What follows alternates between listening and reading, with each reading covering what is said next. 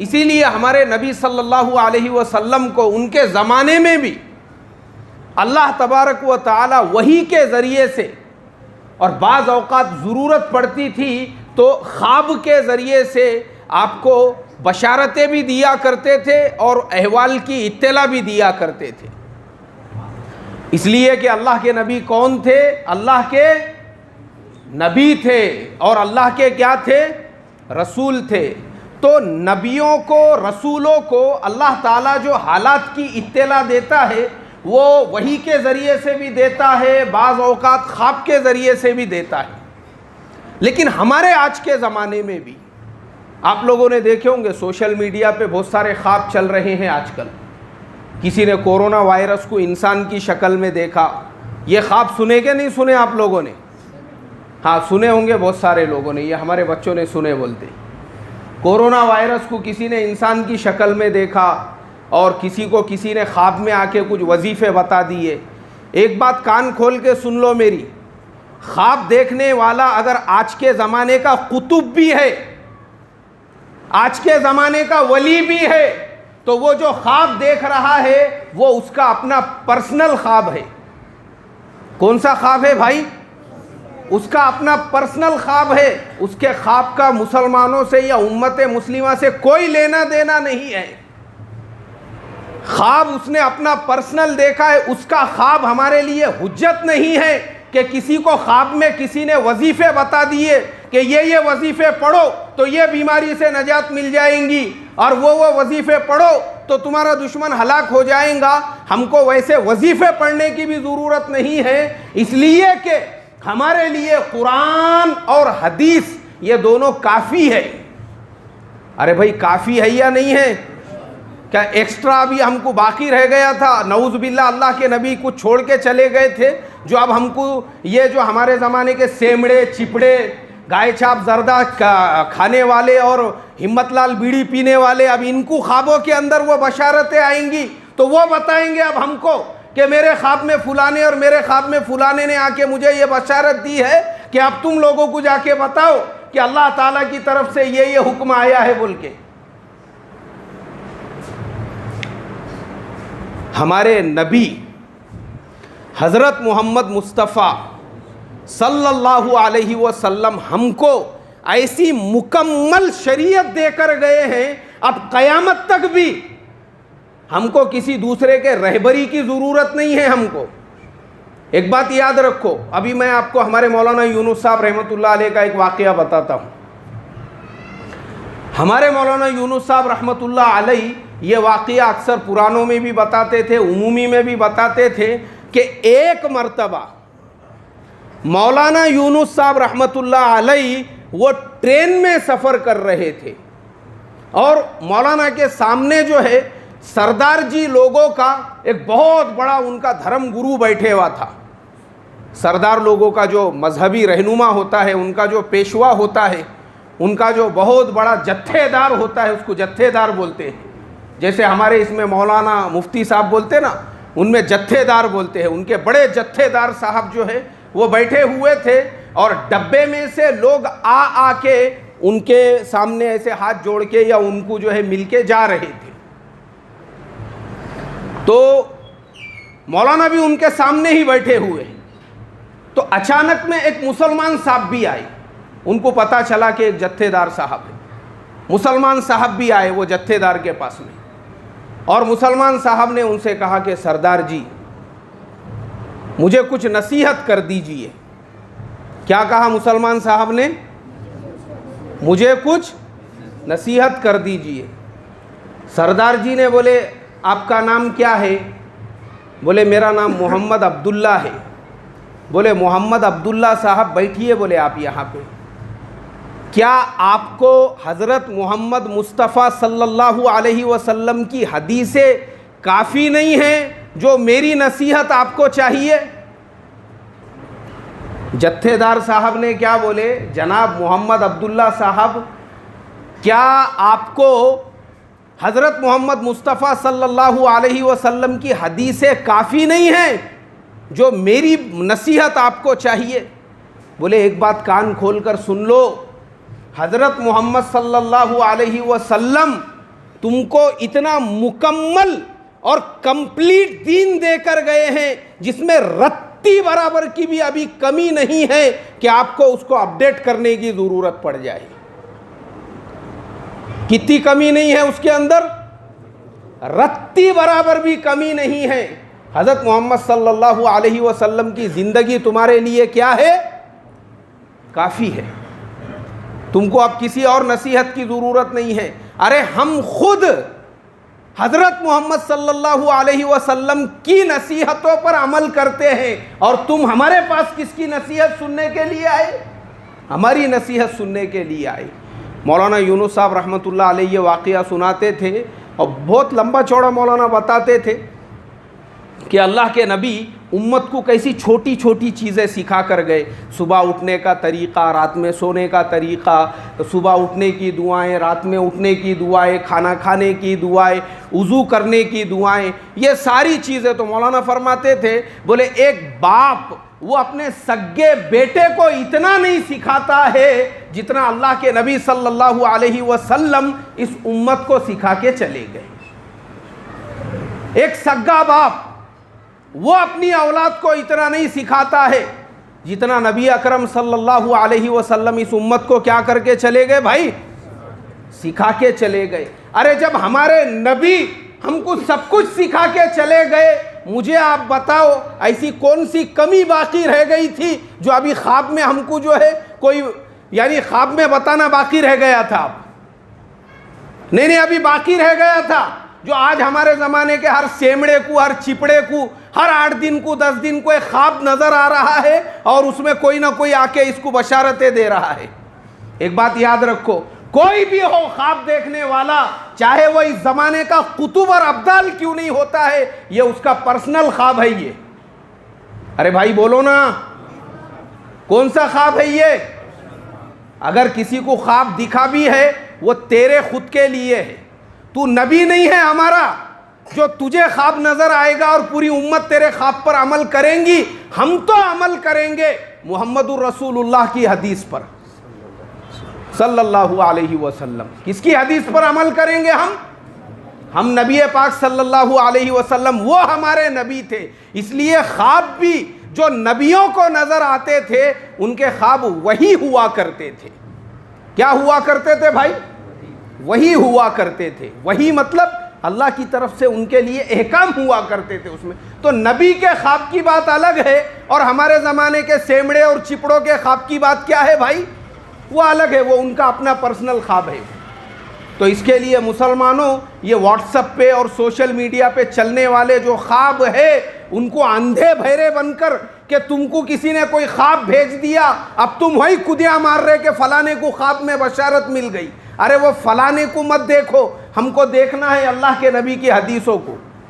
वो हमारे लिए हुज्जत है। आज अगर किसी को कोई ख्वाब नज़र आता है वो हुज्जत नहीं है, किसी को भी नज़र आने दो, वो उसका अपना पर्सनल ख्वाब है। वो एक बात याद रखो। तो मैं आपको, हाँ अब मैं आपको बताता हूँ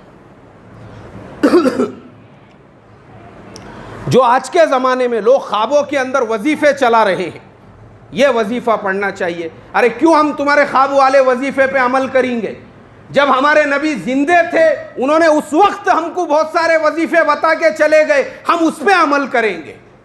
और मैं आपको उनकी फजीलत बताता हूँ, मैं आपको उनकी फजीलत बताता हूँ। सबसे पहली चीज़ मुझे ये बताओ, आज कौन सा दिन है? कौन सा दिन है? और हर जुमा को कौन सी सूरत पढ़ने का? कौन सी सूरत पढ़ने का? पीछे बुजुर्गों की तो आवाज़ आ ही नहीं रही है मेरे को। मुझे लग रहा नाश्ता कम हुआ, क्या मालूम आज। क्या घर पे पहले पाए का ऑर्डर दे के आ गए हुए हैं, वो गल रहे हैं, इसलिए जुम्मे के बाद वहाँ जाना है, इसलिए जो है नाश्ते की थोड़ी सी ताख़ीर हो गई, वरना बच्चे हमारे ज़ोर से बोल रहे हैं। जुम्मे के दिन कौन सी सूरत पढ़ने का? सब बच्चों को मालूम है। हर जुमा को पूरे पाबंदी और एहतमाम से कौन सी सूरत पढ़ना है? सूरह कहफ पढ़ना है। ये कौन सिखा कर गए हमको? हमारे नबी सल्लल्लाहु अलैहि वसल्लम 1450 साल पहले। ज़रूरत नहीं है हमको ख्वाबों के अंदर वजीफ़े बताने की, हमारे नबी हमको 1450 साल पहले बताकर चले गए हर जुमा को पूरे पाबंदी और एहतमाम के साथ में कौन सी सूरत पढ़ना है। अच्छा, ये बच्चों को खाली सूरह कहफ ही नहीं याद है, उसकी फजीलत भी याद है। अरे उसकी फजीलत याद है क्या नहीं है तुमको? क्या है सूरह कहफ की फजीलत? जो आदमी हर जुमा को पूरे पाबंदी और एहतमाम के साथ सूरह कहफ की तिलावत करेगा, अल्लाह ताला उसको कितने इनाम देंगे? 3 इनाम देंगे। मेरे आका 1450 साल पहले फरमा कर चले गए। सबसे पहली फजीलत, कैसे हिफाजत फरमाएंगे? कब्र के अजाब से।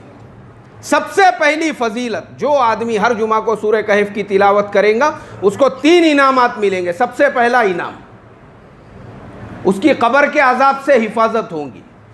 कैसे हिफाजत होंगी भाई? कब्र के अजाब से। दूसरा इनाम बोलो बच्चों। हाँ, सब बच्चों को मालूम है, दज्जाल के फितने से बचाएंगे। दज्जाल कौन है? क़यामत के करीब एक काफिर आएगा जो एक आंख से काना होगा, जिसकी पेशानी पे काफिर लिखा हुआ होगा, और पूरी दुनिया में वो फितना पैदा करेगा और लोगों से कहेगा कि मेरी इबादत करो। तो जिनको जो अल्लाह के मकबूल बंदे होंगे वो फौरन पहचान लेंगे और कहेंगे कि ये अल्लाह का दुश्मन दज्जाल है, और जो उसके बहकावे में आएंगे वो उसकी जद में आ जाएंगे। तो जब उसका फितना आएगा, उसके फितने से अल्लाह तबारक व तआला उन लोगों की हिफाजत करेगा जो हर जुमा को क्या पढ़ने वाले होंगे? सूरह कहफ पढ़ने वाले होंगे। ये अल्लाह के नबी ने फरमाया। अब तीसरी बशारत तो ऐसी है, अगर वो मैं बशारत आपको बताऊं तो मैं आप तमाम लोगों से ये दरख्वास्त करूंगा और उम्मीद रखूंगा कि एक आदमी भी हमारे मजमे में ऐसा बाकी नहीं रहना चाहिए जो सूरह कहफ की तिलावत ना करे। अब जो आगे की फजीलत है उसकी तीसरी फजीलत ऐसी है जिसकी वजह से तो मैं तुमको तुम्हारे हर मुसीबत, हर परेशानी, हर तकलीफ, हर बेबरकती का हल तुमको वो सूरह कहफ के अंदर मिल जाएगा। ऐसी फजीलत है जिसकी वजह से हर आदमी ने उसको पूरे पाबंदी से पढ़ना चाहिए। क्या है उसकी तीसरी फजीलत? जो आदमी इस जुमा को सूरह कहफ पढ़ेगा, अगले जुमा तक आसमान से एक नूर जो उसके सर के ऊपर होगा, और वो नूर हर उतरने वाली आफत, बला और मुसीबत को उस तक पहुंचने से क्या करेगा? रोक देगा। ये फजीलत है।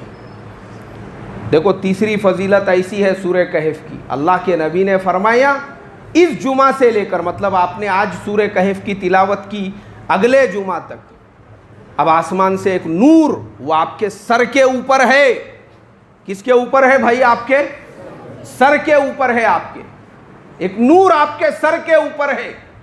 अब आपके किस्मत में चाहे कोई भी आफत लिखी हो, बला लिखी हो, मुसीबत लिखी हो, परेशानी लिखी हो, दुश्मनों का हमला लिखा हुआ हो, बहुत सारे मुसलमान बदनज़री से परेशान रहते हैं, मुझे इसकी नज़र लग गई, मुझे उसकी नज़र लग गई। आपका नज़र का मसला हो, जादू का मसला हो, भले आपको कोई खाने में जहर डाल के खिला दे, और अगर आपके मुकद्दर में मौत नहीं है तो वो जहर भी आपका बाल नहीं उखाड़ सकता है।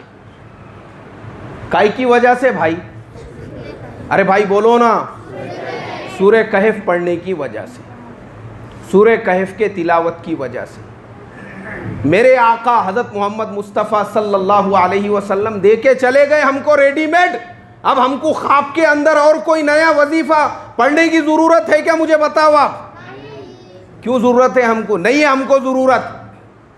हमारे नबी ने ऐसी कोई कमी छोड़ के नहीं गए थे कि उसके अंदर अब अपडेशन की हमको ज़रूरत पड़ रही है तो कोई भी एक सेमड़ा चिपड़ा खड़े रह के बोलेगा मेरे ख्वाब में ये आए और मुझे कहा कि लोगों को बोलो ये वजीफ़ा पढ़ो और ये पढ़ो और ये पढ़ो। नहीं पढ़ेंगे हम वो पढ़ेंगे जो हमारे नबी हमको कितने 100 साल पहले सिखा कर चले गए।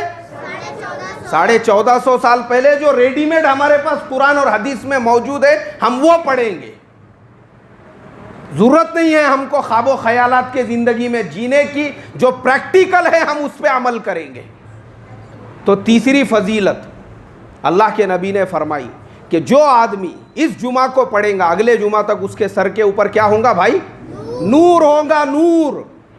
जो आसमान से उतरने वाली आफत, बला, मुसीबत, परेशानी, बुरी नज़र, जादू, सहर कुछ भी हो जाए आप तक उसको पहुंचने देगा क्या? नहीं पहुंचने देगा। और मैं आपको एक मेरा खुद का वाक़या सुनाता हूँ। देखो मैं तो बहुत मदरसे में पढ़ता था, जब से सूरह कहफ की तिलावत करता हूँ हर जुमा को पूरे पाबंदी से। तो एक जुमा को, अभी मेरे ख्याल से पिछले साल की ही बात है, जुम्मे का ही दिन था, मैं घर से ही सूरह यासीन और सूरह यासीन रोज़ाना पढ़ता हूँ पाबंदी से, और जुमा के दिन सूरह कहफ भी पढ़ता हूँ। सूरह कहफ वगैरह की तिलावत करके मैं अपने काम पर निकला। अब निकलने के बाद घोड़पड़ी के पास का जो दूसरा रेलवे का गेट है, अब इधर से अगर अपन गए यहाँ से तो क्या होता, वो गेट की तरफ मतलब पटरी के सीधान से लोग जाते और फिर गेट के अंदर ऐसा घुस जाते। तो पटरी के सीधान से जो रास्ता है वो रास्ते से मैं जा रहा था, तो कारों की वहाँ पे लाइन थी और दूसरी साइड जो थी वो सामने से गाड़ी आने वालों की थी। तो मैंने क्या किया, दो कारों के बीच में थोड़ी सी जगह थी और वो जगह में से अपनी गाड़ी लेके मैं, एक तरफ पूरी कारों की लाइन है और दूसरी तरफ जो है उधर से आने वालों की लाइन है, मगर चूंकि रेलवे गेट बंद है जिसकी वजह से आने वाले जो है वो पूरे रुके हुए हैं, तो रोड खाली है। अब मैं अपना बाइक लेके जा रहा हूँ वहाँ से, तो अचानक में एक कार वाला, कम से कम 80 से 90 की उसकी स्पीड होंगी, पूरी ताकत से उसने आके जो है मेरे गाड़ी को पीछे से उड़ा दिया, पूरी ताकत से। मेरी गाड़ी किधर गई वो मुझे नहीं मालूम, मैं किधर गया, मेरे पीछे बैग वगैरह था। लेकिन मैं मस्जिद में बैठ के आपको बात बता रहा हूँ, मुझे ऐसा महसूस भी नहीं हुआ कि किसी ने मेरे गाड़ी को टक्कर मारा। मैं एक जगह पे खड़ा हुआ था, वो उसकी गाड़ी एक तरफ चले गई, मेरी गाड़ी एक तरफ चले गई और मैं एकदम आराम से, इत्मीनान से, मैं गिरा भी नहीं ज़मीन के ऊपर। अभी भी मेरी गाड़ी पीछे से पूरी टूटी हुई है, उसको मैंने चिकट पट्टियाँ लगाए हुए हैं। मैं अपनी जगह पे खड़ा हुआ हूँ, ना मेरे बैग को रत्ती बराबर की खिराश आई, ना उसके अंदर जो सामान वगैरह था उसको ना मुझे आई। मेरे आंख पे यही जुम्मा के कपड़े थे, ना कपड़े पे एक धब्बा, मैं रेडीमेड वहाँ पे खड़ा हुआ हूँ। अब वो जो गाड़ी वाला था, जो कार चलाने वाला था, पसीने में पूरा जो है बेचारा भीग गया, वो उसका बीपी हाई हो गया। निकला वो जल्दी से एक तरफ, उसकी भी गाड़ी का जो है बहुत सारा सामान वगैरह टूट गया। सारे लोग वहाँ पे जमा हो गए, एक दो ने मेरी गाड़ी उठा के लेके आए, मेरे पास पूरे लोग जमा हो गए। क्या हुआ क्या हुआ? मैं बोला क्या हुआ, मेरे को तो नहीं मालूम है क्या हुआ, मालूम ही नहीं। मैं बोला मुझे क्या हुआ, तो मुझे तो ऐसा लग रहा था मैं गाड़ी चला रहा हूँ और मैं इधर आके खड़े हो गया। तो ये मैं आपको वाक़या ये सुनाने के लिए नहीं सुना रहा हूँ कि मेरे बहुत बड़ी बड़ी मेरे पास में भी करामतें हैं आपको बताने के लिए, मैं आपको सिर्फ ये बताने के लिए सुना रहा हूँ कि ये किसकी बरकत है? अरे भाई बोलो ना, सूरह कहफ की बरकत है ये। जो मैंने आपको फजीलत बताया कि 1450 साल पहले अल्लाह के नबी बताकर चले गए, इस जुमा को सूरह कहफ पढ़ोगे तो अगले जुमा तक तुम्हारे सर के ऊपर क्या होगा? जो हर उतरने वाली बला, आफत, मुसीबत को तुम्हारे तक आने से रोकेगा। जब इतना पावरफुल वजीफा हमारे नबी हमको 1450 साल पहले बताकर चले गए, जिसको हमने अपनी आंखों से देख लिया, मुझे अब आप बताओ क्या हमको वापस से ज़रूरत है ख्वाब में किसी और से वजीफ़ा सीखने की? कोई ज़रूरत नहीं है। और अभी मैं आपको दूसरी दुआ बताता हूँ, मसनून दुआ, 10 रुपये की जो आती ना मसनून दुआ, वो मसनून दुआ के अंदर जो है आप लोगों ने देखे होंगे, मसनून दुआ के अंदर छोटी छोटी दुआएं लिखी हुई होती है। अब उसमें 2 दुआएं हैं, एक है औज़ु बिकलिमातिल्लाहि ताम्माति मिन शर्रि मा खलक़। मैं समझता हूँ तकरीबन लोगों को याद होंगी ये दुआ। अब मैं आपको इसकी 2 फजीलतें बताता हूँ। इसकी एक फ़जीलत तो ये है, हज़रत आयशा सिद्दीक़ा रज़ी अल्लाह ताला अन्हा फरमाती है कि छोटे छोटे बच्चे जो रोते ना, तो मगरिब के बाद में वो दुआ एक मरतबा पढ़ के वो बच्चे के ऊपर दम करने का, उसको ज़िंदगी में कभी भी नज़र नहीं लगेंगी।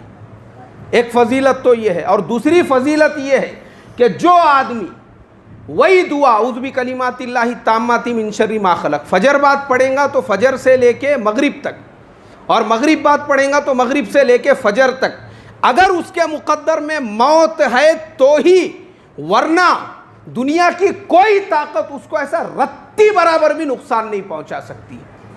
कोई भी ताकत दुनिया की रत्ती बराबर भी उसको नुकसान नहीं पहुंचा सकती है। तो एक सहाबी थे जिन्होंने अल्लाह के नबी सल्लल्लाहु अलैहि वसल्लम से ये दुआ सुन रखी थी।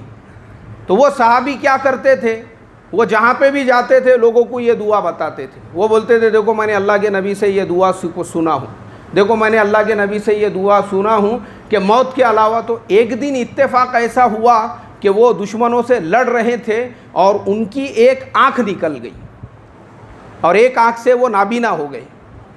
तो उसके बाद लोगों ने उनसे ये कहा, बोले अरे भाई तुम लोगों को ये दुआ की फजीलत बताते हो, फिर तुम्हारी एक आँख कैसे ज़ाय हुई। वो रोते थे और ये कहते थे खुदा की कसम जिस दिन भी मैंने ये दुआ पढ़ा हूँ, मैं दुश्मनों से लड़ा हूँ, अकेले ने 100 का मुकाबला किया, मेरे बदन पे खिराश तक नहीं आई। और जिस दिन ये मेरी आँख ज़ाय हुई उस दिन मैं मशगूली और मसरूफियत की वजह से ये दुआ पढ़ना भूल गया।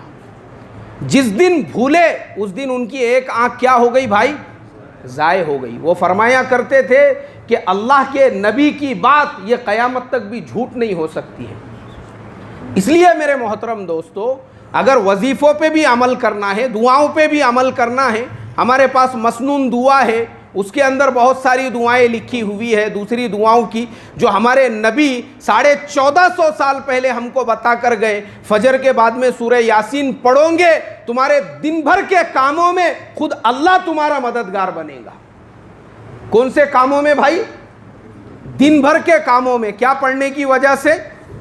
सूरह यासीन। और सूरह वाक़िया, जो लोग गरीबी की वजह से, काम धंधे की वजह से, रोज़गार की वजह से परेशान होते हैं, फरमाया कि तुमको किसी भी आमिल और नींबू हरी मिर्ची वाले बाबा के पास जाने की ज़रूरत नहीं। अगर मगरिब की नमाज के बाद तुम सूरह वाक़िया की तिलावत करोगे, अल्लाह तुम्हारे घर में रोज़ी के दरवाज़े खोल देगा। काय के दरवाज़े खोलेगा भाई? हज़रत अब्दुल्ला इब्न मसूद रज़ी अल्लाहु अन्हुमा, उनको कई बेटियां थी और कमाई कम थी और गुर्बत थी। अल्लाह के नबी ने उनको जब ये सूरत बताई, वो फरमाया करते थे सूरह वाक़िया की बरकत से अल्लाह ने मेरे घर के सारे हालात को दुरुस्त कर दिया। हमारे नबी 1450 साल पहले बता कर गए और सूरह कहफ की फजीलत तो अभी हम लोगों ने सुन ली है। इसलिए मेरे मोहतरम मुसलमान भाइयों, हमारे नबी हर चीज़ हमको 1450 साल पहले बता कर गए। इसलिए आज हमारे पास नबी की हदीस भी है, कुरान भी है। एक्स्ट्रा हमको ख्वाबों में किसी के बशारत की ज़रूरत नहीं है। एक्स्ट्रा हमको ख्वाबों के अंदर किसी से जो है वजीफ़े सुनने की और उसको पढ़ने की ज़रूरत नहीं है। अगर ख्वाबों के ही वजीफ़ों पे अमल करना होता था तो फिर नबियों को भेजने की ज़रूरत ही नहीं रहती थी। हमारे लिए हमारे नबी काफ़ी है। इसलिए याद रखो, ये जो सोशल मीडिया वगैरह पे मन घड़त जो ख्वाब चलते हैं, ना इनको सुना करो ना दूसरों को भेजा करो।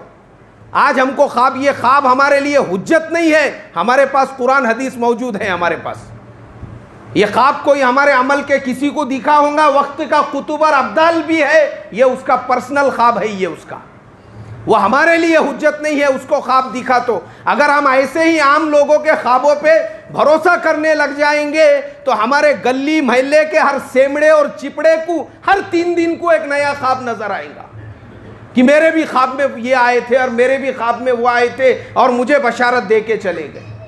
और ऐसे ही लोगों की बातों पे भरोसा करने की वजह से मुसलमान समाज गुमराह हो रही है। अल्लाह गुमराही से मेरी और आपकी हिफाजत फरमाए और मुझे और आपको जो कुरान हदीस, अल्लाह के नबी की जो सुन्नतें हैं और जो मसनून दुआएं हमारी किताबों में मौजूद है उस पर अमल करने की तौफीक अता फरमाए। मुख्तसर में अभी सुन्नतें पढ़ लो, इंशाअल्लाह मुख्तसर खुतबा होगा, मुख्तसर नमाज होंगी। नमाज के फ़ौरन बाद में जिसको सुन्नत पढ़ना है वो पढ़ सकते, जिनको घर पे जाके पढ़ना है वो घर पे भी जाके पढ़ सकते हैं। देखो, जिन साथियों को जगह नहीं है वो ऊपर के हिस्से में चले जाओ फ़ौरन। है।